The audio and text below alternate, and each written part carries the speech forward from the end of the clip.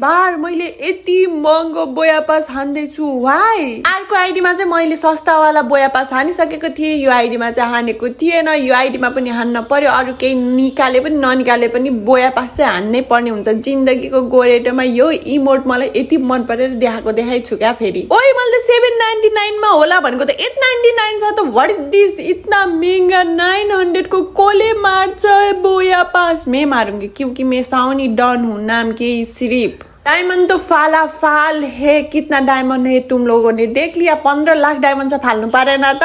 आइडीमा महँगावाला किन बोया पास हानेको भने खेल्नलाई त्यति टाइम छैन, खेल्न भ्याइदैन, त्यही भएर महँगावाला हानेर भए पनि ब्याज त पुरा गर्नु पर्यो भनेर चाहिँ हो। अर्को आइडी त जसो तसो कसरी पुराउने भन्ने टेन्सन भइरहेको छ। यो आइडीमा पनि पुराउनु पर्यो भने त पागल भइन्छ। खेल्ने साथी नभएर खेल्न झ्याउ लाग्छ क्या अचल गेम, त्यही भएर हो साथीहरू। यस्तै हो, तपाईँहरूले बोया पास हान्नु भयो कि भएन? नयाँ नयाँ इभेन्टहरूमा यस्तै सबहरू आइरहेको छ। यस्तै नयाँ नयाँ इभेन्टहरू निकाल्नको लागि भरपर्दो मान्छेसँग टप हान्न चाहनुहुन्छ भने भरपर्दो नाम भनेको एक मात्र हो, साउनी डन। मलाई कन्ट्याक्ट गर्न सक्नुहुन्छ। मेरो फेसबुक आइडी रहेको साउनी डन, नभए मलाई टिकटकमा पनि मेसेज गर्न सक्नुहुन्छ। हाई त गाइज।